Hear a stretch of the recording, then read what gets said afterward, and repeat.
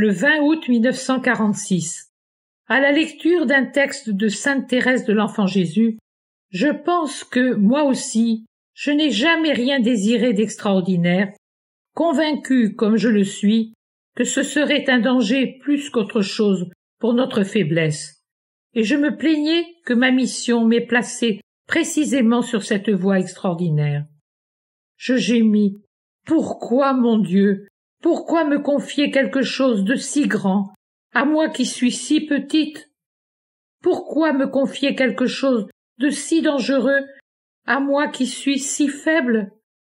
Pourquoi me confier quelque chose pour adulte, à moi qui ne pouvais me sauver que par l'enfance spirituelle? Voilà quelles étaient mes pensées, quand justement la petite Thérèse m'apparaît, en grand habit de carmélite, c'est-à-dire avec le manteau blanc, mais sans rose ni crucifix fleuri. Non, mais comme elle a dû être 1000 fois au Carmel, quand elle allait à la chapelle du Carmel. Elle s'approche de moi et me passe le bras derrière les épaules, de sorte que sa belle main gauche se trouve sur mon bras gauche et sa main droite sur mon bras droit. Me faisant ainsi sentir son étreinte, elle me dit: « N'aie pas peur, ma petite sœur, c'était une voie plus simple, mais tu n'as pas demandé celle que tu parcours. C'est l'amour qui te l'a donnée, ou plutôt qui t'y a placé. Et toi qui voulais rester enfant, tu y avances avec ton cœur d'enfant. Ton chemin devient alors doublement héroïque, à cause de ton esprit d'enfance et à cause de son caractère extraordinaire. C'est une grande chose que d'être fidèle à ces deux aspects. Mais tu resteras toujours une enfant, parce que tu le veux.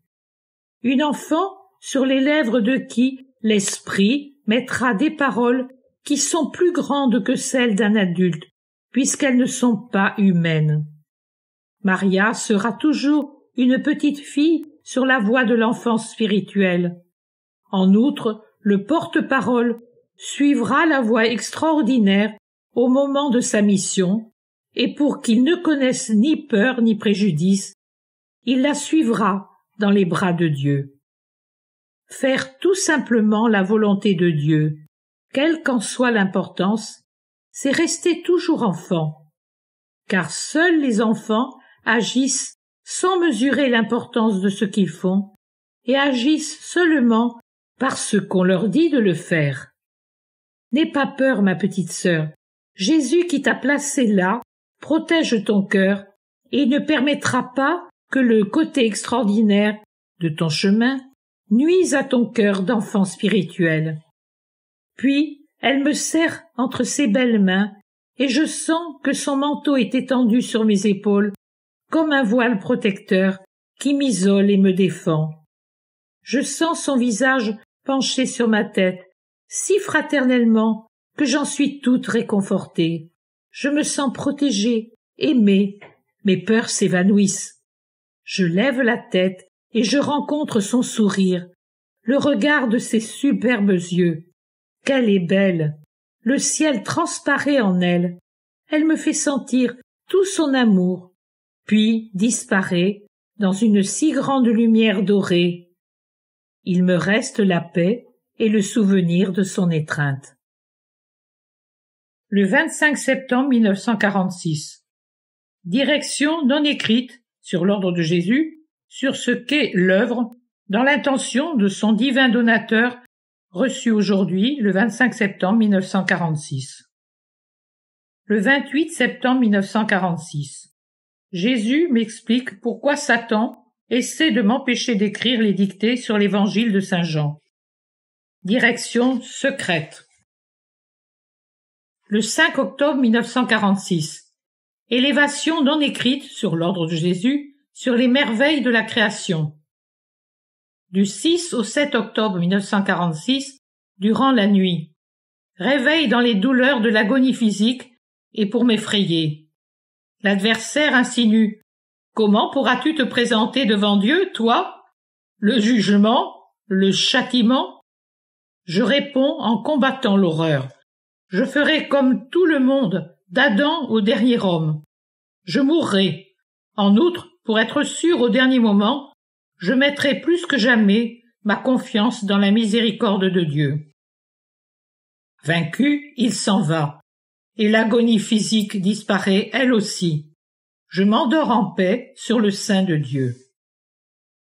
Le 12 octobre 1946, à 16 heures.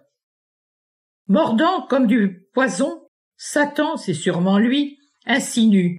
Toi qui désires tellement le ciel pour retrouver ton père, sache que tu n'y le trouveras jamais, ni père ni mère. Tu souffriras même là-bas.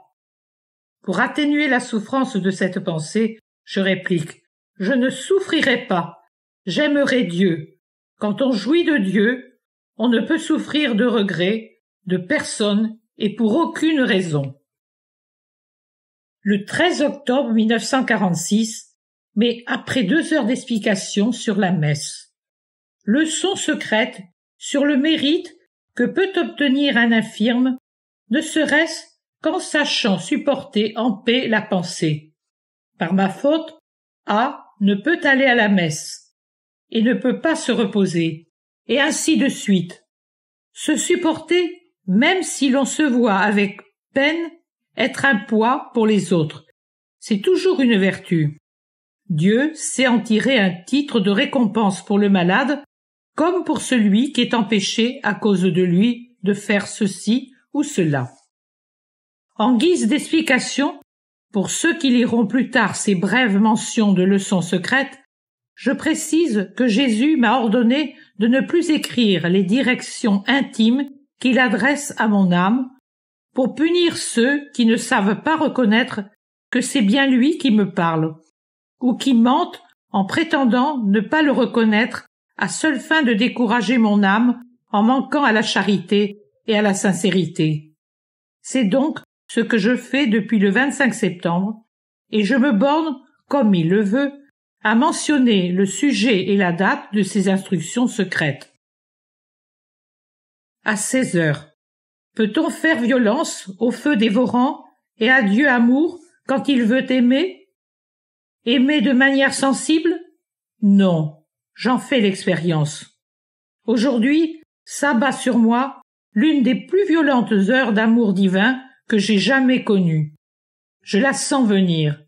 Bien que ce soit une vague immense, ce n'est pas un poids qui m'oppresse, mais une force qui m'attire, m'arrache à la terre et m'emporte loin vers le haut.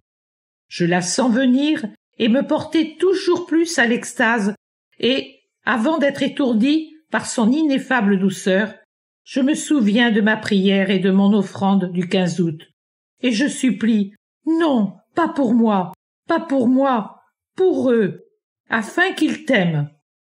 J'ai toujours le désir de renoncer à mes joies mystiques, pourvu que, eux, ils voient et comprennent.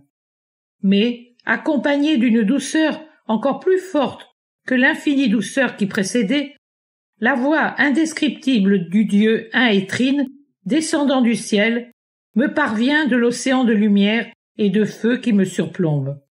Elle me dit non. C'est en vain que tu me repousses pour un sacrifice d'amour. C'est toi que je veux. Je veux me donner à toi.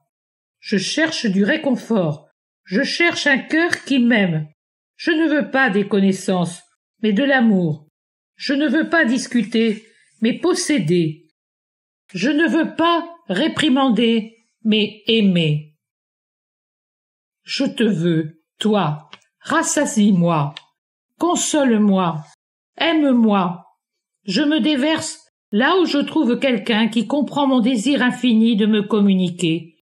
Écris, puis viens. Il ne me reste qu'à m'abandonner et m'entendre dire « C'est aussi pour eux qu'il te faut aimer. Je veux que tu me rassasies de l'amour qu'ils ne savent pas me donner comme je le désire.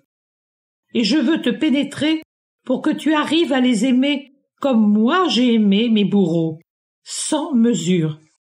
Car lorsqu'on aime parfaitement, on aime démesurément les plus malheureux, ceux qui font notre douleur. Sans notre amour, ils seraient perdus. Je me sens enivrée et ardente comme il n'est pas permis de le décrire. J'aime Dieu et en Dieu toute la création, les habitants du ciel comme ceux qui vivent sur la terre ou qui souffrent au purgatoire. Tous, tous. Et, ils ne pourraient pas le croire même si je le leur disais. Je les aime, eux, comme une mère peut aimer ses enfants malades qui, à moins d'être soignés avec le plus grand amour, risquent de périr et souffrent de leur maladie, même s'ils s'imaginent ne pas l'être et ne pas souffrir. Seigneur, pas si violemment si je dois te servir. Tu connais ma faiblesse absolue. Mais quand je redeviens la pauvre créature que je suis, une paisible douceur au cœur en souvenir de l'ouragan d'amour qui m'a emporté, je sens que le Seigneur n'a pas exaucé ma prière et que mon cœur a résisté uniquement parce qu'il l'a voulu. Mais il bat maintenant dans le même état d'épuisement qu'un oiseau qui se serait monté trop haut et qui aurait chanté trop fort. Si mon Seigneur est consolé, si mon néant a pu servir au tout, vive l'amour et la douleur de mon cœur exténué mais bien douce. Mourir même par violence d'amour, vivre et mourir, cela revient à quoi?